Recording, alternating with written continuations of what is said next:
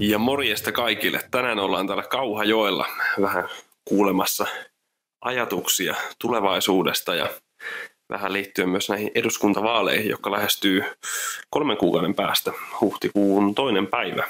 Niin. Tänään meillä haastateltavana muun muassa Jaana Kuusisto, Kauhajoen perussuomalaisten puheenjohtaja. Mikko Raasakka, Kauhajoen perussuomalaisten varapuheenjohtaja.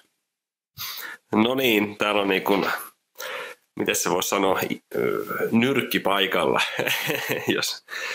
jos näin todetaan. Mä mietin, että näin ennen vaalia olisi kiva kuulla, että minkälaisia tulevaisuuden haasteita Kauhajoella on ja mitä odotuksia teillä olisi vaalien myötä ja toisaalta myös mitä on tulevaisuuden uhkia. Aloittaako Jaana vaikka tästä? No jos uhista puhutaan, niin tämä tuleva sote tietenkin tuo näitä tietynlaisia uhkia, jos niitä nyt voi enää vielä maalailla.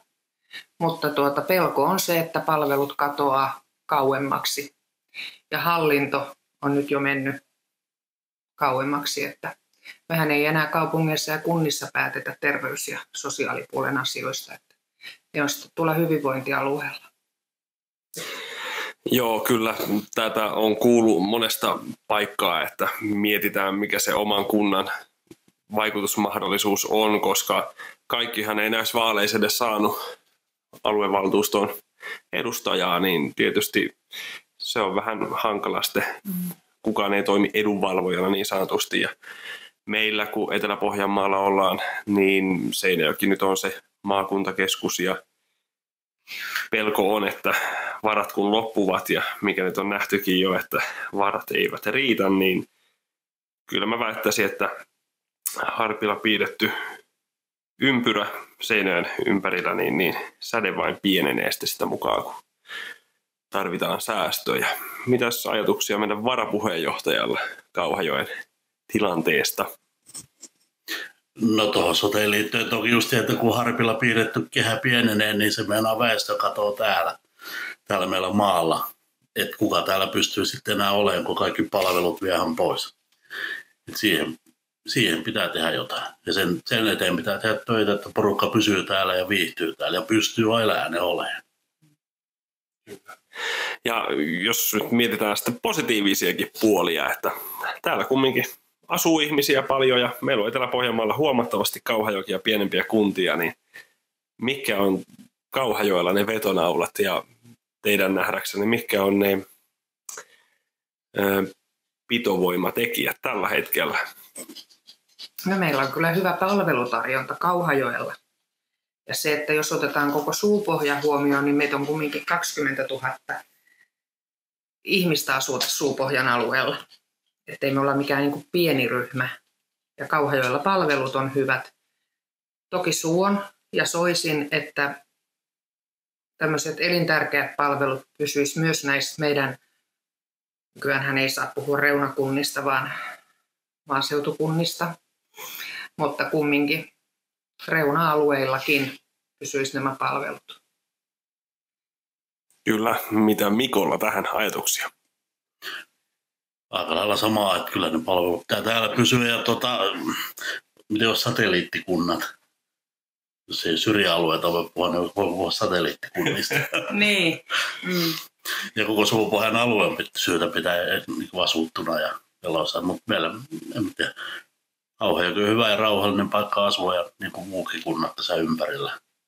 Ei ole hirveästi kovin suuria rakenteellisia ongelmia. Niin kuin aina pitää puuttua työpaikat. Kyllä, tämä mainittikin tämän Suupohjan alueen, niin meillähän on se haaste, meillä maakuntaraja Pohjanmaan ja Etelä-Pohjanmaan välillä rikkoo niin sanotusti tätä luontaista työssäkäyntialuetta. Eli kun me ollaan niin sanotusti pussin perällä tässä Etelä-Pohjanmaan puolella olevat Suupohjan kunnat, mutta kumminkin tämä alue jatkuu myös tuonne Pohjanmaan puolelle, Kristiinan kaupunki, Kaskinen muun muassa, missä on perinteisesti käyty töissä yli maakuntarajan puoli ja toisin, niin tämä tietysti tarkoittaa sitä, että varsinkin sote-palveluiden osalta Pohjanmaan puolella jonkinnäköinen keskus tulee kasvamaan Närpiöön ja sitten siitä Vaasaan päin keskittyä, mutta Etelä-Pohjanmaalla se on nyt vastaavasti Seinäjoki sitten. Ja iso vaara tietysti on, että meillä täällä Suupohjan alueella nyt sitten palvelut karkaa 2 eri suuntaan. Niin sellainen maakuntarajat ylittävä yhteistyö olisi mun nähdäkseni tosi tärkeää näissä kunnissa ja kaupungeissa. Mitä ajatuksia tähän teillä? Niin sä tarkoitat, että Vaasan ja tämä meidän alue. Niin, tai siis nämä lähikunnat tässä, mitä sijaitsee Suupohjan alueella keskenäänsä, niiden välinen yhteistyö. No sehän on elintärkeä. Että nythän jo perussuomalaiset tekee yhteistyötä 6 kunnan kanssa, niin kyllä mä näkisin kaikella lailla muutenkin, kuntapoliittisestikin sen yhteistyön merkityksen, että se on tosi tärkeä. No joo, eihän yhteistyön merkitystä ei voi olla korostamatta liikaa, että ei me voida kehittää mitään aluetta, jos jokainen seisoo omassa punaapilla pellossa ja ruispuskasahan, vaan kyllä meidän yhdessä pitää kaikkien tehdä, joka puolueen ja sun muun, kaikkien tehdä yhdessä töitä, että voidaan kehittää aluetta. Yhteistyössä on voimaa. Joo, yhteistyössä on voimaa. Tämä on kuultu usein tässä perussuomalaisten paikallisyhdistysten yhteistyökokouksissa. No, mennään vähän enemmän näihin lähestyviin eduskuntavaaleihin, niin mitäs odotuksia ja sanotaanko uhkia siellä on mahdollisesti tulossa sitten, kun nykyinen hallitus mahdollisesti vähän päivittyy ja kuinka tyytyväisiä nyt ensiksi olette ollut tähän nykyiseen hallitukseen? Voiko tämän nykyhallituksen toimintaan olla tyytyväinen? Ei. Niin, se oli kysymys. Ei voi, valitettavasti. Joo, ei siis rehellisyyden nimissä niin ei ole mitään hyvää tuolta, ei ole saatu aikaan mitään. Mutta se muuttuu nyt keväällä. Näin tapahtuu. Joo, usko on kova ja tässä taitaa olla sellainen tilanne, että nyt on viimeiset hetket vaihtaa suuntaa, jos halutaan, että oikeasti maaseutuyrittäminen ja yrittäminen ylipäätään ja hyvinvointi Suomessa säilyy, erityisesti pienemmät paikkakunnat huomioon ottaen, koska niin kuin tässä sote-asiassa nyt todettiinkin jo, että kyllä se ensimmäinen säästökeino on palveluiden keskittäminen, mitä luvattiin, ettei tule tapahtumaan, mutta kyllä se nyt vaan vähän siltä näyttää ja pelkotilaa tästä on. Onko tähän sote-puoleen enää tarkennusta Kauhajoen näkökulmasta? No, valtakunnallisesti on hyvin pettynyt siihen, että hallituksessakin on tällä hetkellä puolue muun muassa, joka pitäisi ja olisi pitänyt ajaa maaseudun asioita, mutta näin ei ole valitettavasti tapahtunut. Ja olen itse henkilökohtaisesti sitä mieltä, että se hallituspaikkahan on erittäin tärkeä, mutta ei sinne voi mennä nahkaansa myymällä. Että ne tietyt periaatteet on ja pysyy. Ja toivon, että tulevissa neuvotteluissa kuullaan myös sitä perussuomalaista järkevää politiikkaa ja niitä asioita, mitä perussuomalaiset ajaa. Mä unohdin, mitä sä kysyit. No, tämä kysymys vähän meni tällä lailla laaja-alaiseksi, koskien nyt siis ylipäätään seuraavia eduskuntavaaleja. Ja Jaana tuossa avasikin toivoa siitä, että nyt sitten saataisiin muutosta, mutta ei kumminkaan selkänahkaa myymällä niin sanotusti. Että kyllä tällaiset pienet veikkaukset voitaisiin heittää tähän loppuun, että miltä näyttää tuleva hallitus, jos saadaan ihan näin niin kuin itse päättää tämän hetkisen tiedon valossa. Aloittaako Mikko tästä? Jospa seurataan puheenjohtajaa. Ai, tuleva hallituskoalitio. Laitetaan nykyiselle kauhean puheenjohtajalle. Siis tämä tuleva hallituskoalitio. Perussuomalaiset, kristilliset, Perussuomalaiset on pääministeripuolue, kristillisdemokraatit mukana, Liike Nyt. Sittenpä enpä voi nähdä, että siellä olisi, jos nyt kokoomus, kyllä, enemmistöhallitus, jos vaan saadaan. Että... Ja tietenkin, jos pienpuolueita pitää haalia mukaan, niin sehän on keskusta. Niin. Mä luulen, no sehän nyt paljon riippuu, minkälaiset äänisaalit nämä puolueet pystyy keräämään, mutta varmasti nämä jo Jaanan luettelemat puolueet piisaa siihen, että saadaan enemmistöhallitus. Tuossa tietysti toimiva oikeistohallitus, voitaisiin keskittyä enemmän tiukkaan taloudenpitoon ja talouden tasapainottamiseen.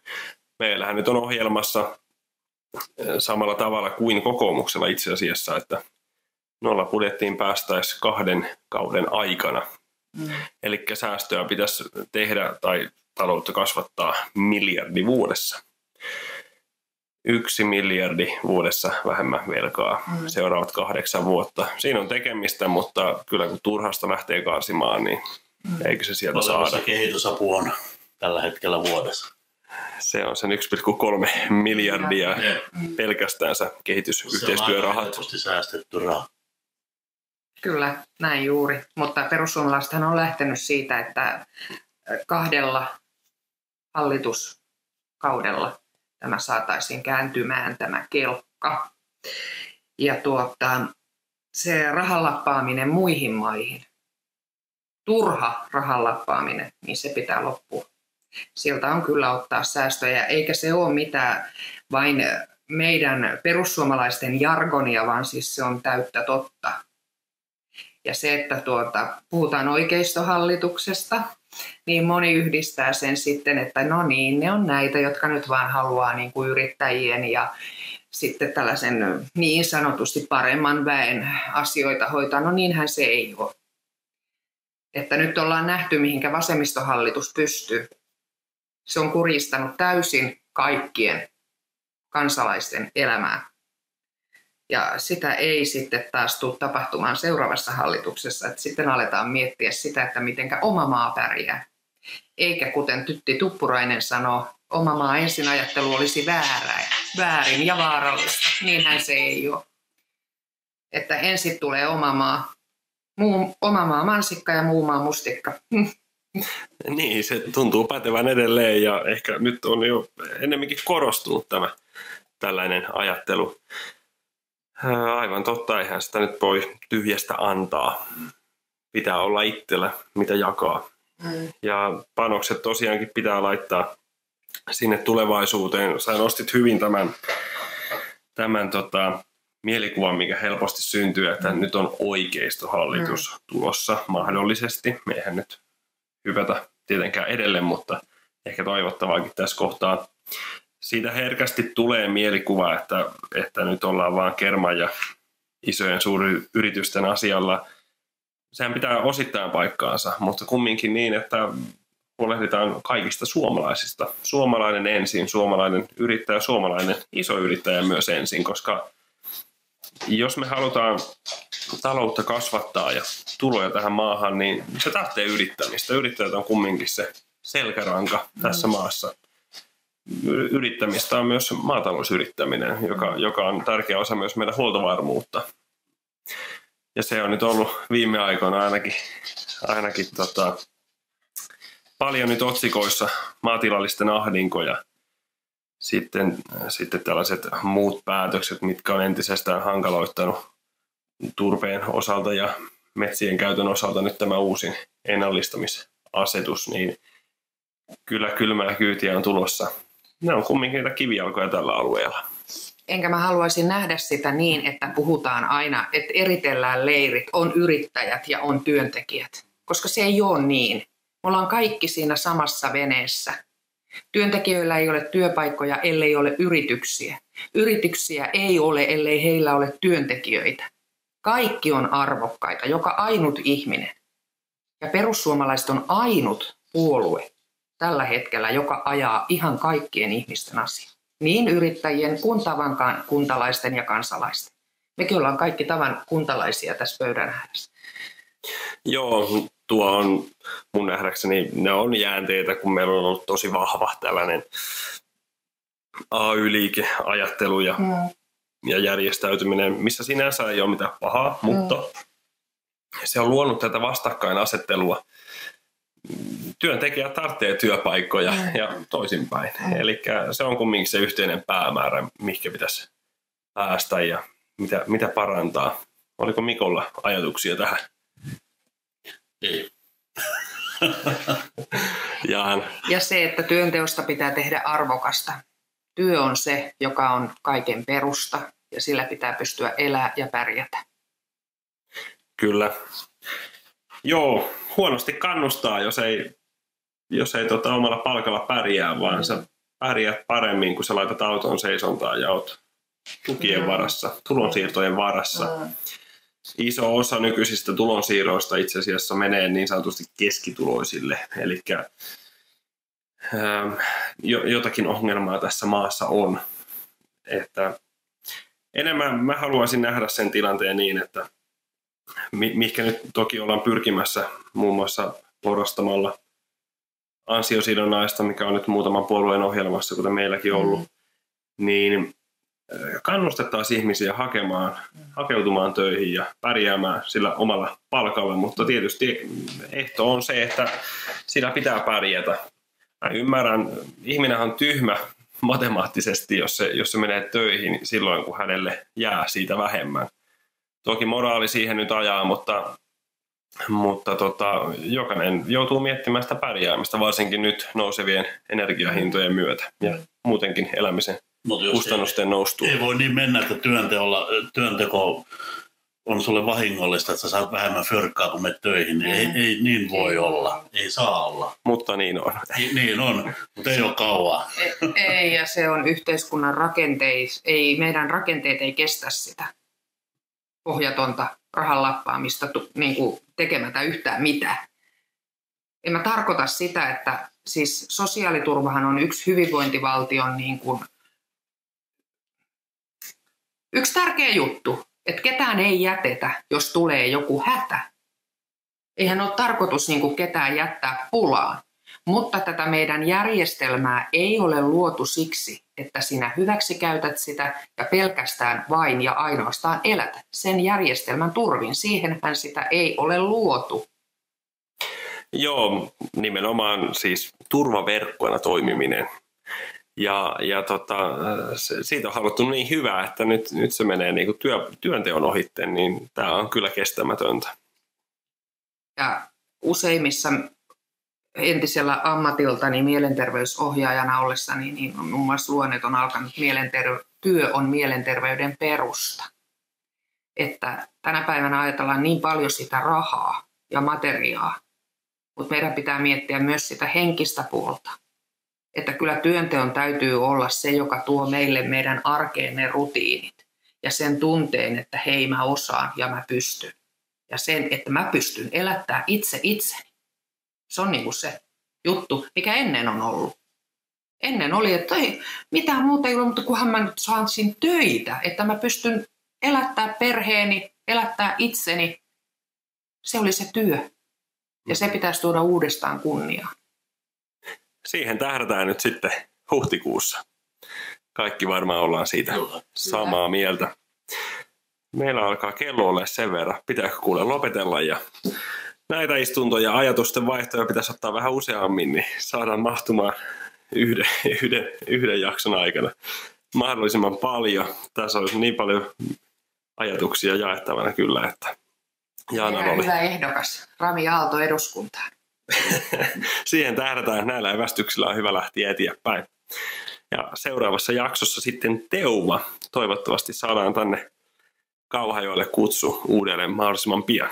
Morjens!